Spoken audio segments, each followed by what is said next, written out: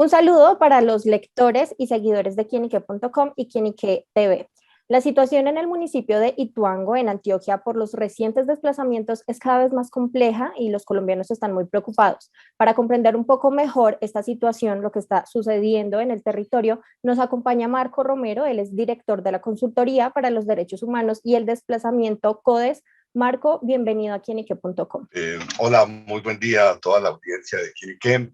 Gracias por la invitación. Marco, por favor, entonces, denos un contexto de lo que está sucediendo en el país respecto al tema de desplazamiento, que no solamente se concentra en Ituango, sino en otras partes de Colombia. ¿Qué es lo que está sucediendo? Desafortunadamente, estamos en un escenario que no esperábamos, porque Colombia está en una transición asociada al acuerdo de paz con instituciones para saldar las heridas del pasado. Para enfrentar todo el problema de un universo de víctimas gigantesco de cerca de 10 millones de personas, de las cuales más de 8 son personas desplazadas. Sin embargo, después del acuerdo de paz se produjo un descenso de la crisis humanitaria y ahora estamos en un repunte de esa crisis humanitaria que se expresa en temas de desplazamiento forzado, que se expresa en temas de masacres, de asesinato de líderes, lideresas sociales, confinamientos, amenazas, hasta exilio. De nuevo hemos visto de muchos colombianos y colombianas que abandonan el país. Entonces, estamos ante una crisis humanitaria en alza, desafortunadamente. En materia de desplazamiento existen algunos datos, otros están pendientes. Para el periodo posterior al acuerdo de paz estamos hablando de 525 fenómenos de desplazamiento forzado masivo, episodios de desplazamiento forzado masivo, que involucran a más de 194,000 personas en Colombia. Y en el primer semestre del último año, estamos hablando de 90 casos de desplazamiento forzado masivo y múltiple que afectan a más de 52,000 personas. Estos episodios de desplazamiento forzado y múltiple son los más visibles, pero no necesariamente es el volumen mayor de víctimas, porque en términos generales, históricamente, el desplazamiento forzado masivo es más o menos el 30% del desplazamiento general. De hecho, para los años 2017, 18 y 19, la unidad de víctimas ya tiene un registro superior a 300,000 personas desplazadas y aún no han registrado por temas de pandemia todo 2019, ni 2020, ni 2021. Es decir, que estamos hablando de una crisis humanitaria severa.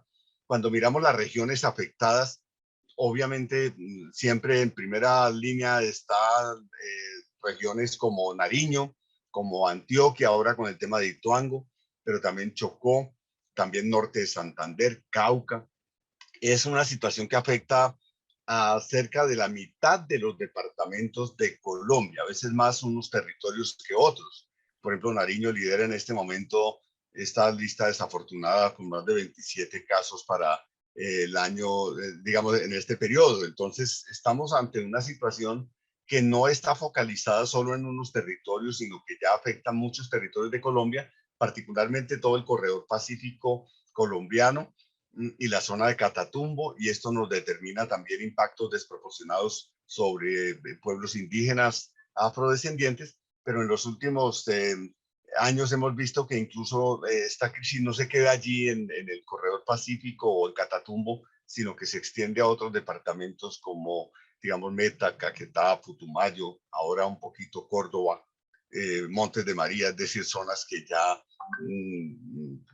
el país no tenía en el radar como zonas de desplazamiento forzado. Entonces estamos ante esa agudización de la crisis humanitaria, desafortunadamente. Y dentro de esa situación que se está presentando, que está más aguda ahora, como usted nos explica, está sucediendo todo lo de Ituango, que son ya más de 4,000 personas desplazadas, pero que no es un problema nuevo, sino que es algo que se ha presentado históricamente.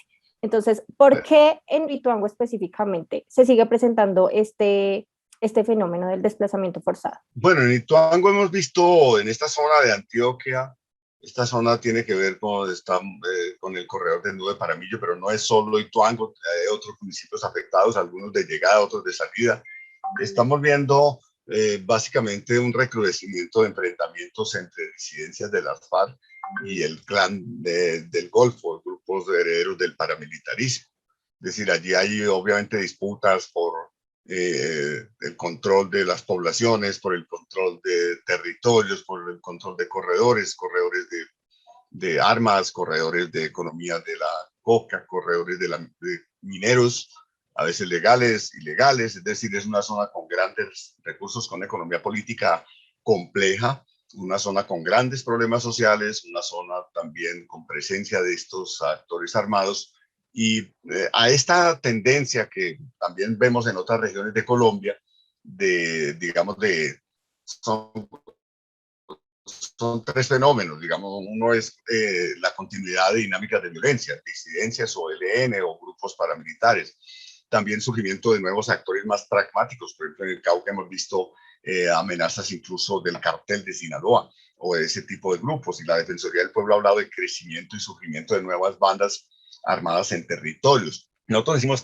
el problema de las guerras pendientes, el problema de guerras emergentes, violencias masivas emergentes, en los territorios y también de algún modo hay un problema de falta de implementación del acuerdo de paz y una falta de compromiso con la paz en general durante el actual gobierno. El gobierno actual, digamos que ha vuelto a las fórmulas del pasado. El gobierno actual cree que los problemas se resuelven con las fórmulas del pasado, o sea, fumigaciones, o sea, militarizar simplemente los territorios, pero no ir a los temas de fondo que están detrás de todo esto, que es una presencia del Estado civil, lo que no se ve en muchos de estos territorios. Es la idea de que hay seguridad, pero basada en derechos humanos, es la idea de que hay alternativas para los productores, es la idea de que hay que buscar entendimientos humanitarios, búsquedas de diálogos con los que permanecen en armas, búsquedas de sometimiento a la justicia. Hay distintas fórmulas en este repertorio e incluso hemos visto cómo tanto el Consejo de Seguridad de la ONU como el Papa Francisco recomendaron buscar fórmulas de cese del fuego en todos los países donde hay conflictos armados o este tipo de expresiones de violencia masiva en el contexto de la pandemia, porque básicamente ellos decían una pandemia donde la gente tiene que afrontar la guerra, tiene que afrontar la violencia y la discriminación histórica, el hambre, la crisis social y además de eso el coronavirus, pues en general está destinado al fracaso.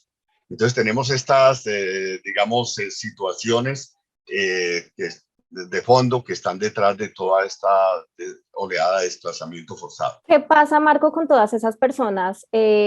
Hablemoslo puntualmente en Ituango que están siendo desplazadas. ¿Hay un lugar donde pueden dirigirse o simplemente quedan pues como a su suerte? ¿Qué pasa con estas personas? ¿Quién les brinda atención? ¿Qué sucede? ¿Pueden regresar al territorio? ¿No pueden regresar? ¿Para dónde agarran? ¿Qué pasa con estas familias? Bueno, yo creo que en teoría deberían las instituciones desplegar toda una capacidad y todo un aprendizaje que ya deberían tener, porque Colombia tiene un desplazamiento de larga duración e incluso un seguimiento bastante sistemático de la Corte Constitucional en materia de desplazamiento a partir de la sentencia T025 de 2004.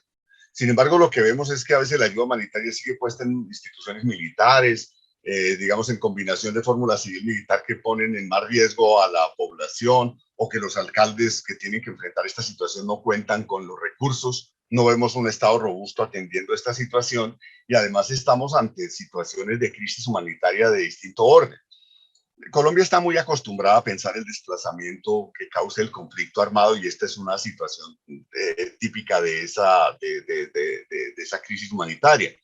Pero si examinamos los principios rectores de las Naciones Unidas sobre desplazamientos forzados, también hay desplazamientos y situaciones agravantes con ocasión de otros fenómenos como la crisis invernal que está viviendo la región y la pandemia, que es un desastre natural de proporciones globales.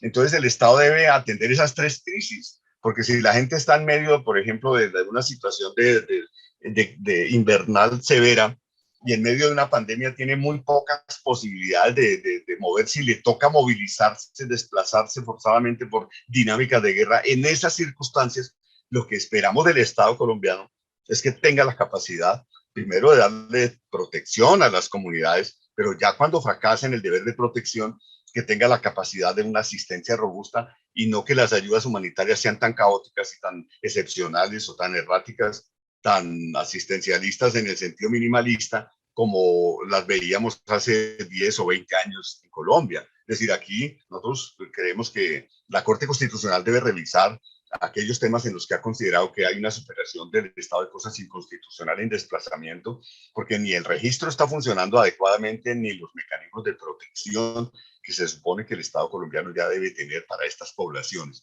La mayoría está en condiciones bastante precarias, con limitaciones de todo tipo, enfrentando una circunstancia, digamos, de vulnerabilidad muy alta con ocasión de este desplazamiento. Hablando del tema de lo que hacen las instituciones en este tipo de situaciones, el ministro de Defensa anunció un aumento o un apoyo adicional por parte de las fuerzas militares. ¿Es esto suficiente para hacerle frente a la crisis que está viviendo Ituango o cuál sería realmente una solución a corto, mediano y largo plazo para que esto no se siga presentando? Al menos hablemoslo de nuevo puntualmente en Ituango. Sí, esto es como el tema de la misma movilización social en Colombia, que en la lógica de la construcción de la paz, la movilización social debe ser acompañada por el Estado, pero el Estado ha intentado militarizar las soluciones. En muchas partes también llega la fuerza pública, pero no se resuelven muchos de los problemas previos y entonces la sola presencia militar no resuelve el problema y a veces lo agrava. Hay que buscar la manera de, obviamente, desactivar todos estos grupos armados. En algunos casos seguramente habrá que habilitar situaciones de diálogo, situaciones de acuerdo humanitario o situaciones de sometimiento a la justicia, pero no basta eso. El acuerdo de paz planteó claramente para muchas de estas regiones de Colombia la presencia del Estado civil, que tengamos instituciones fuertes en salud, en educación, en desarrollo, en acceso a ingresos, que le den a la gente la autonomía frente a todos estos grupos armados, porque estos grupos armados muchas veces controlan dos cosas. La seguridad, que es lo que pasa en esta zona, es una disputa por una seguridad impuesta desde los grupos armados, un dominio, un control, una, digamos, si se quiere, autoritarismo desde estos grupos armados sobre la población, pero por otro lado controlan muchas veces economías de carácter ilegal y se necesita buscar la manera de que la gente tenga alternativas de desarrollo y alternativas de protección y que las medidas de protección se concerten con las comunidades y se hagan desde una perspectiva civilista, desde una perspectiva de derechos, sin que esto implique que la fuerza pública no esté en los territorios, claro está. Por último, como defensor de derechos humanos, ¿cuál es el panorama que ve a futuro en Ituango con todo lo que está sucediendo en este preciso momento y que pues ya lleva varios días? Yo pienso que la situación desafortunadamente tiende a agravarse y es una situación que ha afectado a distintos colectivos. Esta situación debería verse como una situación emblemática, porque recuerden que de allí se tuvieron que desplazar forzosamente hasta excombatientes de las FARC que firmaron la paz y que han estado tratando de construir procesos de reincorporación. El gobierno dijo que esto era una deslocalización, pero eso fue claramente un desplazamiento. El tema de la población indígena en Vera, que ha sido afectada también por estos desplazamientos. Ahora un desplazamiento mucho más masivo. Lo que quiere decir es que la paz territorial por allí está muy lejos y que es necesario volver a insistir en la perspectiva de consolidar la paz, de consolidar acuerdos humanitarios, porque de lo contrario esta crisis va a ser cada vez más grave, no solo en esta región, sino en muchas otras de Colombia.